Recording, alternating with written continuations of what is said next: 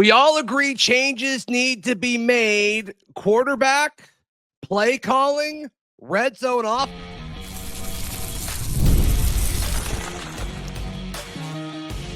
You are Locked On Auburn, your daily podcast on the Auburn Tigers. Part of the Locked On Podcast Network, your team every day. Yes, welcome on into Locked On Auburn, your daily Auburn Tigers podcast. I'm your host, Zac Blackerby, and thank you so much for making Locked On Auburn your first listen every single day. Ben Taylor of Auburn Opelika this morning and the Auburn Network family of stations hanging out with us on this bonus edition of the show.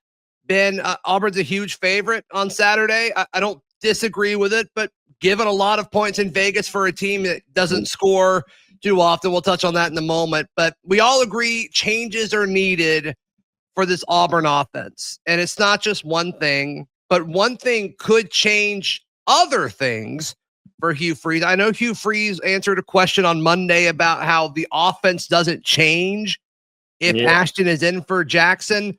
Based on the play calling we saw in the second half, I'm not entirely sure that I buy that. I don't buy it at all. I think that I think it's a totally different skill set that Ashton offers compared to Jackson. As I said, if you're comparing them running wise, Jackson seems like more of a power guy, whereas Ashton seemed more of like an elusive guy that still fell forward. Interesting. Okay. And then just because Jackson, he's not going to outrun anybody. And so there were a couple of times where he comes squared up with somebody. He falls forward, but he'll try to go through somebody, which was always kind of interesting to me that he didn't have more turnovers like fumbles doing something like that. Whereas Ashton, he was kind of elusive this past Saturday. It seemed like whenever he got to the outside or went up the middle, like guys were having a tough time putting a hand on him, which is kind of I guess I just had not seen enough tape on him to know that he had that in him. I knew he's a good runner. He's a good runner for sure. Yeah. I've said the opposite. Like I trust Ashton much more like in between the tackles. I think the 2-point conversion score is a prime example where he was able to fall forward. Like I'm not confident that Jackson does score in that situation. Oh, I don't think he's been effective doing it. I just think that that's how Jackson tries to run instead of because I also think Ashton's faster. I don't know. I haven't seen the clock on him, but he seems to be a little bit faster than Jackson is. But also just Zac decision making. I mean, I don't think people realize, and I talked about the domino effect of being back in the pocket and taking a loss or taking a sack or taking 4 yards back or taking 6 yards back. What that does when it gets time for you to punt the football, Cox having to punt it 6 yards deeper than what he normally would, whereas Ashton seems like he's going to stay. Even if he took a loss, it would be right around that line of scrimmage. So, and changes, the spark was there, but I think that spark could stay there. And nothing against Jackson Arnold, but I hope that's the last snap that I've seen him take as an Auburn Tiger, barring injury, because from a personnel standpoint, honestly, if they trot him out there this weekend against Kentucky, I think the crowd turns on it, and I don't want that for him. I think that you get I don't either. And is it going to happen when he runs on the field? Kyle and I talked about that this morning. Like, is it going to happen when he runs onto the field? No. Kyle mentioned like maybe he gets, a negative reaction during like the lineup announcements, the video that they play. And I don't even know if it's that, but the first time they have to punt with him out there, I don't want him to go through that. No. I just don't. No, because it's just, he hasn't been defiant. He's done all the good things that he should do. He said all the things that he should say. He's not been a quarterback that you're like, man, I don't like this guy. Like you like Jackson Arnold. You mentioned it in one of the pods about him being late. He's 2 steps late on everything. And it was so evident this past Saturday because the pick 6 that he gave up, that ball should have been out way ahead of time before that. And then Ashton throws the same ball when he's in and it's completed. And it's because he made the throw before the break. The receiver makes the break, and the ball's on him within a couple of seconds, a couple of tenths of a second. So, and it's not just the pick 6, right? There's a few people pointing back that like it should have just been a handoff, which I agree. But To say that throw was on time, I think is a little silly. And it's not just us saying that, it's players and coaches. But the difference is it's not just that play. It's like every play. There's an outbreaking route to Perry that like Perry could have caught it. It would have been a really, really tough grab. And it's just like, just get it out quicker. Just get it out quicker. It's not just the pick. It's all of it. And it's been every week, and it's been a concern over and over and over again. And so does Ashton help with that? If the answer to that is yes, great. But like, let's also, these coaches know more about these quarterbacks than we could ever imagine. Like, there's a reason that it took this long for them to pull Jackson. Yeah. Is that because, Freeze sees the upside of Jackson Arnold, which is why he went out in the portal to go get him? Is it a, man, I don't want to be wrong type thing? Is it just, hey, Ashton hasn't been here that long and they really do want, the red shirt narrative is true, that they want to preserve his red shirt? Is it a combination of all of those things? Like there's a reason why it took so long for them to pull Jackson. And so are there parts of Ashton's game that we're not aware of in the negative sense? Or else, like, if it was clear that Ashton was better than Jackson, Ashton would have started. So I do want to kind of tell Auburn fans, like, there's usually a reason why the backup quarterback's not playing more. And so let's just, let's have realistic expectations here. And my realistic expectation is be a good game manager. Don't take big losses. Get rid of the football. Get rid of the football on time. Going back to what you said, we were talking about, everybody talks about the out routes. I said the same thing on the deep routes. He's waiting until the guy gets open before he throws it, whereas you're supposed to throw that ball when he's going to beat his guy. Like, go ahead and put it up in the air and let him get up under it. And throw it to a spot. Yeah. And Jackson wasn't doing that. He's waiting until Cam gets just past the guy and throwing it. Well, then that DB's got a chance to catch up after that. So, little things like that. And I think, going back to what you just said, I think it's a combination of all of them. Although I will say, this is just based on history over the last 2 years and what I've seen this year. Mm-hmm. I think some of it is stubbornness with Hugh. And I think that he just has the wherewithal to look himself in the mirror and go, look, trust the process. This is going to happen, instead of making that change. And it just hasn't happened. And now that you've given fans and people like us doing a pod or doing a show to break it down and look at it and go, because we all know that the best quarterback in the room is the second quarterback, the reserve guy. And that usually does not pan out well. Yeah. But if he continues, Ashton does what he did this past Saturday, which is just limit mistakes, limit losses, hand the ball off to a pretty dadgum good running back tandem, in my opinion, with Cobb and with Mapson, which I would like to see Mapson get more touches this Saturday than what he saw this past Saturday. Clearly, he's proven he can do it even as a freshman. But make some changes. You got an opportunity to finish strong, become bowl eligible, beat Kentucky, upset Vandy, beat Mercer, and give Alabama a run for their money under the lights at Jordan-Hare at the end of the season. Like, you're 7-5. It's not the season we thought, but like you didn't give up. Yeah. And is that messaging you can send to, the locker room to keep guys, and, hopefully you can maintain a good chunk of the roster, and you can tell the recruits, like, look, I'm not going anywhere, but we are bringing in an offensive coordinator, so I can focus more on the player aspect of it. And then, go out and give Auburn fans a good opportunity to, take a quick weekend outing in December to, hopefully somewhere other than the Birmingham Bowl. I think if they get to 7-5, they wouldn't go there, but you've got to beat a good team. You've got to beat a really good team in Vanderbilt or Alabama to do that. So we'll see. We'll see if those proper changes are made, and then if they're executed, which is another part of this for sure. But Auburn's a huge favorite. They're a huge favorite on Saturday, maybe too big. That's next right here on Locked On Auburn.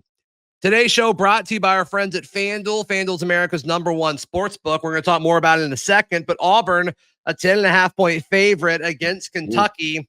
That's a lot of points for a team that doesn't score a lot. The over-under 44.5. So I'm still taking the under there, I think, Ben Taylor. But right now, FanDuel giving new customers $300 in bonus bets when your first $5 bet wins. So head to FanDuel.com to sign up and play your game with FanDuel, the official sports betting partner of the NBA. Today's show also brought to you by our friends at Game Time. Can you imagine buying a ticket anywhere other than with our friends at Game Time? No, thanks. Not interested in that. You get to see your seats, buddy. You get to see your view. That's right. Look, I think it's a great opportunity to go see the Tigers this weekend. You can go do it. Just download the Game Time app today. And if you've never used Game Time, you can use promo code LOCKEDONCollege for $20 off your first purchase. Terms apply again. That's promo code LOCKEDONCollege for $20 off. Swipe, tap, ticket, go download the Game Time app today. Thank you so much for making Locked On Auburn your first listen every single day. Ben Taylor, Auburn, a 10.5-point favorite, hosting Kentucky. Shocking. I think that's a lot. I said, I always kind of like try to predict the spread when I'm going live right after the game for like the following opponent. I said around a touchdown. I thought it'd be 6.5, 7.5, and you'd have to decide, like, can Auburn win by a touchdown? 10.5, that's a totally different ballgame. Yeah, I got a buddy that does not live in the state of Alabama, but loves to partake in maybe some extracurricular activities such as picking teams and maybe putting a financial investment behind that team. No, I hope he uses FanDuel. And he literally texted after the game this past weekend. He said, "What do you think?" I said, "I don't know, 6.5." I would have guessed 6.5 or 7.5. Yeah. And then when you told me that the line, because I had not even looked at it since then, up to this weekend, and before we even got on, you were like, you looked at the line. I was like, no, you were like 10.5. I was like, what? Open at 9.5, has moved to 10.5. Unbelievable. So, yeah. I mean, you're talking about a team that they can't stick in the end zone inside the red zone, man. When we talked about when Hugh said we got to make some changes, that's one. Like, don't get me wrong, great redemption story with Alec McPherson this last weekend. I'm tired of watching him kick. Like, number one, I'm also I love him to death. I'm tired of seeing him shirtless on television too. So let's go ahead and let's get him from. I mean, that's especially when he's sick, right? Like, that feels gross to me. Yeah. Like, I feel like we're exploiting him a little bit. So let's see less of Alex, except for extra points. I'm glad you said that.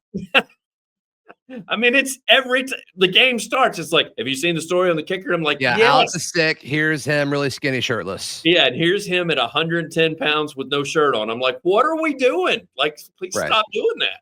Mm-hmm. And his poor family, they're reliving that every time that they watch television. So, I mean, thankfully, like, he seems like a really solid kid, like a really great, young man. So, I mean, I think he's fine with it, but like, it is a little strange. It does feel a little exploity. I'm not pushing back on that at all. Yeah. And so let's see less of Alex or him with a shirt on, that too. And maybe him with his shirt on kicking extra points. Yeah, kicking extra points. Instead of field goals would be great. Capitalizing. And, Kyle and I talked about this. Does Hugh not have a red zone plan? Is that a problem with? Well, he does. You get to first and goal from the 8, 9, or 10, and you throw it. That's the plan. I don't know if that's the right plan. Maybe. No. And like, there are people that do it, and that works. Does not work for this team. It's not working. And I understand, because this is the argument that I've heard from some people where they go, well, it's tough to run it because you're bringing safeties down. They're almost like extra linebackers. I get it. I understand it, but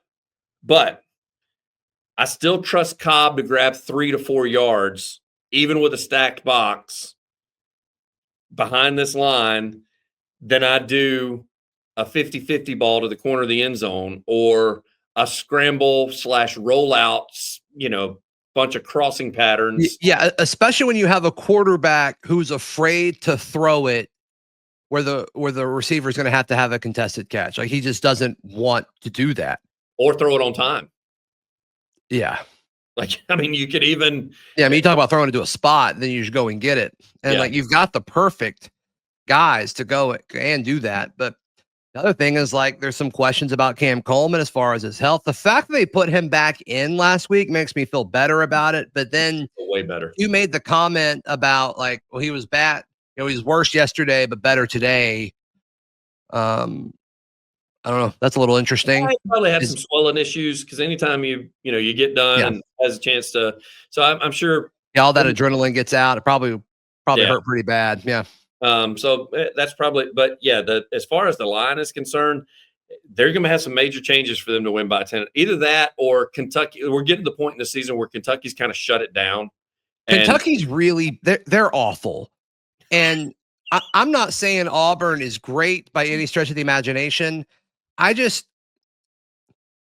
don't think Kentucky scores 10 points on Saturday. Yeah, it's going to be tough unless it gets like a garbage time situation, and Auburn's not putting their starters in, which I have a hard time really like visualizing that happening. But during relevant snaps, every battle, Kentucky's receivers versus Auburn's corners, taking Auburn's corners in a landslide.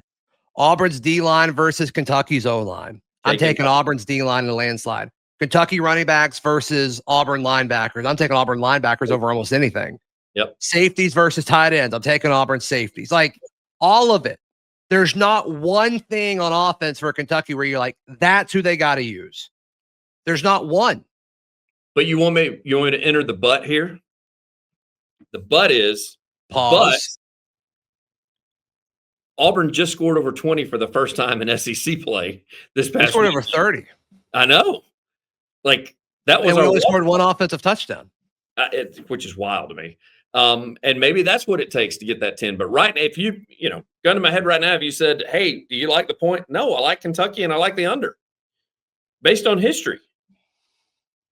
Now, Auburn may show up and show out on Saturday. I don't know, because you're right. That'd be great. Kentucky seems to look really bad. Kentucky's awful. Their defense is better than Arkansas's for sure, but they're going to be in a different situation where like they're going to be on the field a ton because Kentucky's offense can't move the ball. So overall, like I think they're way worse than Arkansas is. Yeah, I think overall, not defensively, but as a team.